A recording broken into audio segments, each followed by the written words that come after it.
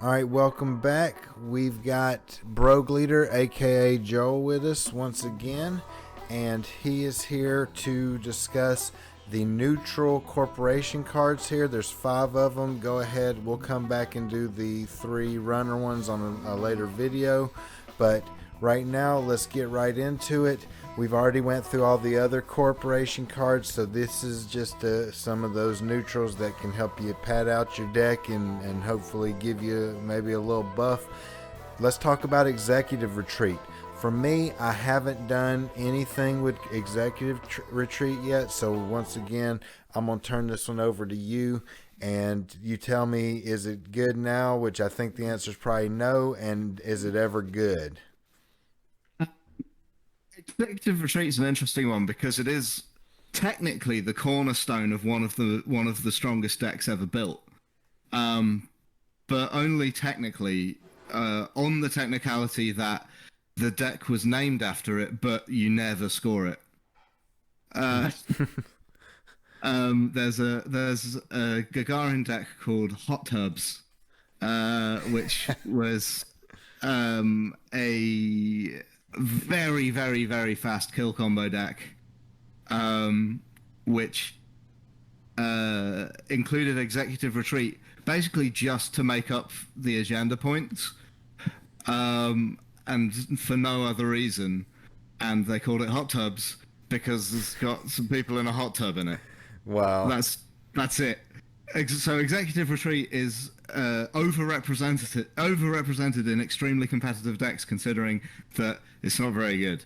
I mean, that ability, you could use it to hide stuff that you don't like if you've got a terrible hand. But if you've got a terrible hand, how are you scoring a 5-3? Like, you gained that opportunity. It's like, oh, my hand's full of agendas. Oh, I'll just install this ice. No, you don't have any. That's true. See, these are all great points, man. I mean, I would never thought of that, but that's just funny. It's funny and it's true, you know? So I don't know if there's much what more this card is for. What's that? I just don't see what this card is for, but it's got people in a hot tub on it. So Yeah. there you go. Yeah, I like the art. It's pretty good. Just the whole kind of the hot tub looks pretty awesome there. Or the what is it? Just the inside pool looks pretty cool. But all right, let's go to private contracts. Now this one here, to me, I'm going to tell you, I have used this one.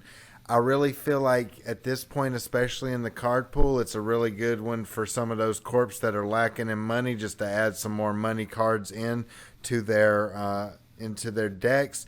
I don't feel like personally it's definitely not my favorite one because I'd rather be doing something else instead of clicking for credits.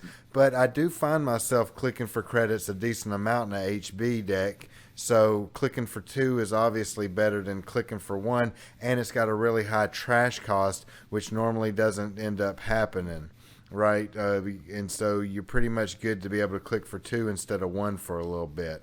That's my take on it. It's not amazing, but it's definitely, to me, it's not amazing. I might be wrong, but it's definitely solid, I think, at this point. It's fine, isn't it? Yeah. Like, if you're desperate for money, you slot this because it's money, and it's not dreadful money like commercialization is. It's unconditional. You just get money, but it's very click intensive, more click intensive than marked accounts is by some margin. Mm-hmm. I think you have to justify including it. Like, because it's gonna make you play slow, and playing slow is not ideal when you've got like the big rigs are coming out of Chaos Theory, which is a 40 card deck, and Gabe is still just as strong as he was in Core Set. Plus, he's got Emergency Shutdown, and Noise has got Imp to trash this with. Mm-hmm. Like, sort of everyone, and Wizard is Wizard, so this costs him 2. Yeah. So like, there's a lot of you have to have a good reason to run this over burstier money like Melange, but I think you can make that argument. I just think that eventually those slots get replaced with better cards. Yeah. Right now, you don't have them, so it's not a bad include. Yeah, I think our first level clearance is coming out in the next 3 data packs, right? That's right, yeah. So that'll be a big hit right there. Like I said, I think I got one of them in my deck right now, and that's just because I was just like, hey, more money. Because I do find myself with HB, I'll install something, to get that credit, and then I'll just need to get my money up to be able to work on my biotic labors or my sands or have enough to res my ice. And having one of these every once in a while to be able to just be like, okay, I can install something, double click for 4 money is kind of nice sometimes, I think, with HP. But like you said, it's a real liability if you're not going to cover it up with ice. Even with criminal, you're dealing with bank jobs, you're dealing with ways that it's actually helping them make more money, or you're dealing with probably in the other in Anarch, you're dealing with they're probably going to trash them relatively easy. So it's kind of a challenging one to play around successfully. Yeah, exactly. Yep. All right, now Draco. I haven't played any Draco, but I've seen a lot of people. I've ran into several Dracos, and I find it to be I'm just going to say it. It's done some damage to me. And what's nice about it is when they res it, if they have even a little bit of money, they're able to make that decision right there. Okay, especially if you've already got a sentry out, like a mimic, they're like, I'm going to go ahead and bump this up to 4 strength and actually cause it to be a plague in you for the rest of the game type thing. Not to say that's always a good deal because you got the data sucker, but still, it does offer a little bit of flexibility. I don't know if it's necessarily amazing, but I think it's good. What's your thoughts? Like, so it's a sentry, so it sort of depends on what the runners pack in to deal with sentries as to how costly it is to make it good. But the nice thing about it is that ability is optional. You can just have it be a trace 2 piece of ice that costs you 1 credit to res, and that's kind of fine. Like, it's a 1-for-1 exchange in terms of break at that point. Or if they don't have the breaker, it's a 1-for-2 exchange, which is in your favor. So that's good. Its strength comes from its strength is directly proportional to how much you encounter ninja, because it's amazing against ninja. You pay 1 credit into this, and you've got a 2 credit thing that costs them 3 credits to get to strength against. Yep. Yep. And you pay 2 in, and now they can't really data sucker it efficiently anymore. But if you're paying 3 into this against a mimic, you're still not really making the mimic do any work. So you end up having to pay 4 or 5 to tax data sucker out with mimic, and so it's kind of not worth it. But the nice thing, as I say, is that it's optional, so you can just make the call of, well, I'm not going to boost it this time, but it's still a subroutine that they still have to break. Yeah. So $1. It's respectable. Yeah, no matter what, you pay $1 and they got to pay $1 every time they see it, so it's not terrible. Would you say probably the best deck to run this in would be an MBN at this point? Well, you buff the trace a lot there, which means that even at 0 strength, it's a lot more threatening. I think you can make a good case for running it in Wayland just because it does a tag, and you kind of like those. I mean, you could make a case for running this in anything, but I think that really, you want to be taking advantage of the tag ideally, and MBN also will be taking advantage of that trace. So it's probably more an MBN card than anyone else's. Yep. So this next one right here, Chimera. I already think I know what you're gonna say, but I like this card though. All right. I think you're not gonna like it. Slot it. Huh? I slot it, but I never install it. It's like the sort of cheap version of Hadrian's Wall, right? Like it's the card that I've got 1 of, or like 2 of, that just in case, just in case it works out, but it never does. Like I never find that occasion where it's like, putting this on a remote isn't a bad idea.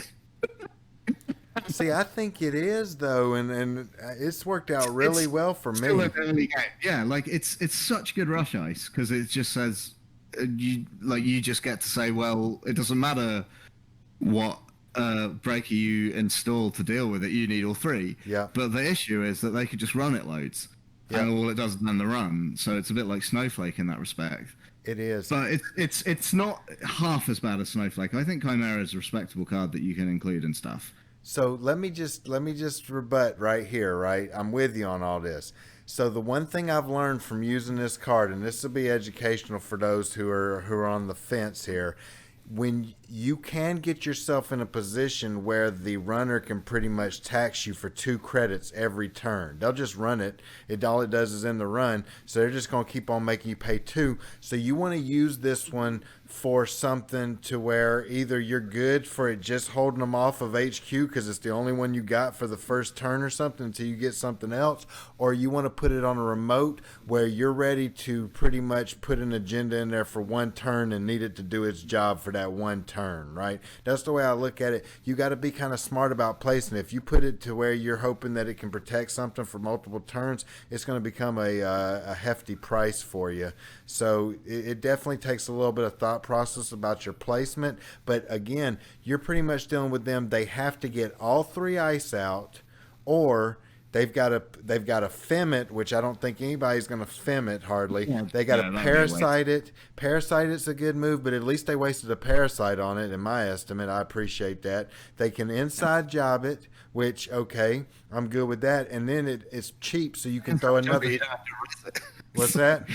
If they inside job it, you don't have to res it, so it's good for you. Yep. And then you can throw another card on top of it, and it's relatively cheap, which means you can stop the inside job pretty easy. And then there's a couple of other cards. I'm trying to remember what they were that are slipping my mind right now. But oh yeah, a Tinkering and Shaper that can make it all 3. But again, you're making them spend valuable cards on a two cost ice, and so you're really saying this is a viable solution until you get all 3 of your breakers out, right? And I appreciate that about the card. It definitely gives you a little bit of comfort. But again, like I think Brogue Leader's saying, you don't want to run 3 of them in your deck. It's a 1 or 2 off. Yeah, it's I guess like you could make the argument that you sort of do want to run 3 because you want it early,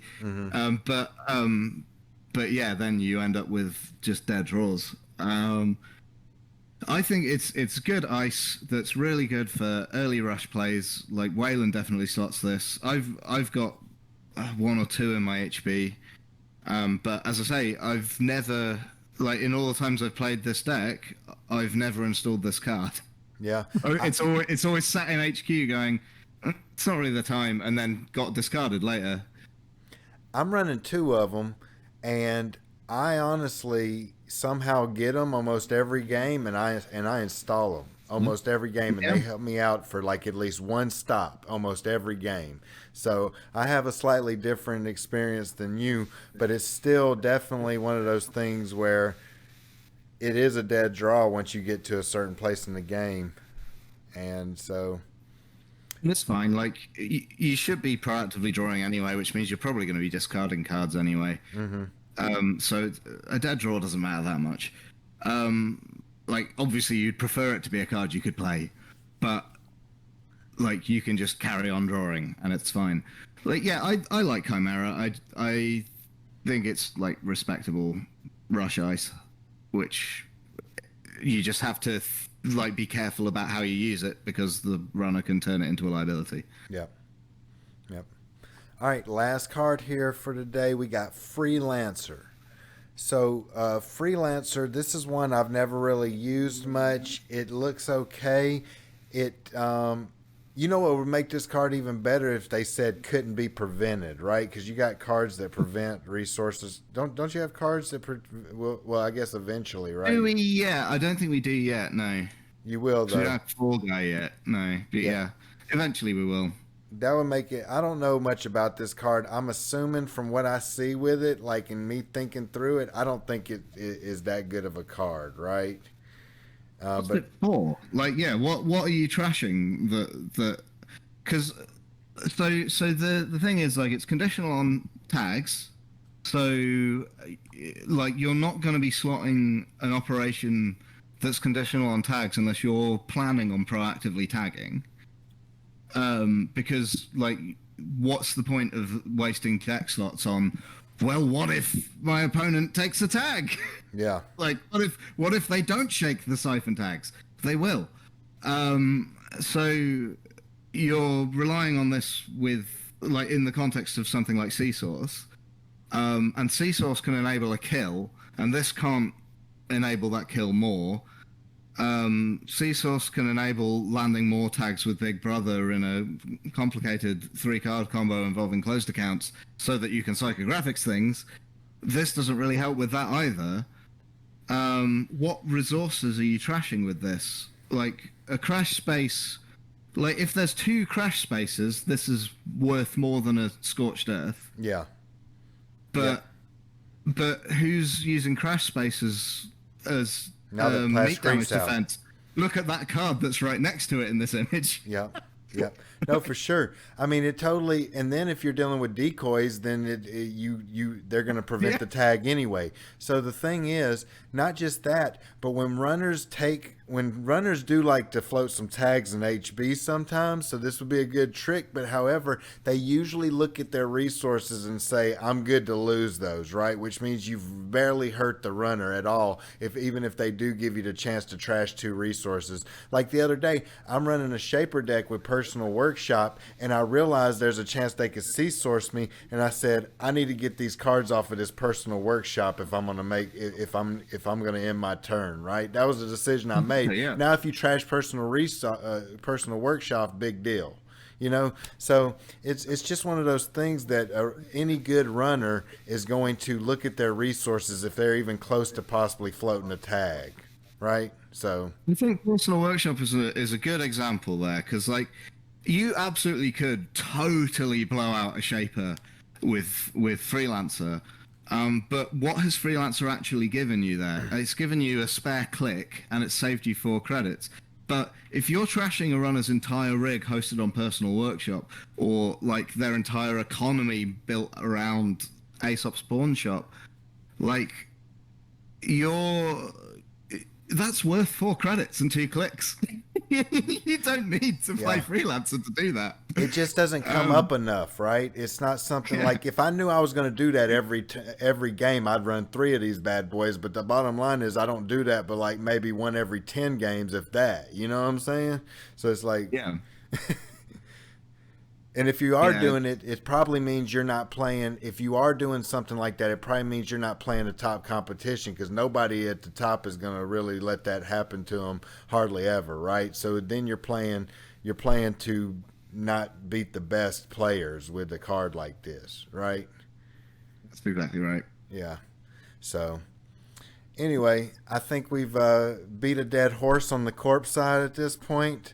I think we've covered them pretty in depth for cards that's already been covered, probably pretty in depth in the past with the various folks. But I had a blast doing it with you, Brogue Leader. I've really learned quite a bit, and also challenged my thought processes here and seen if they're valid.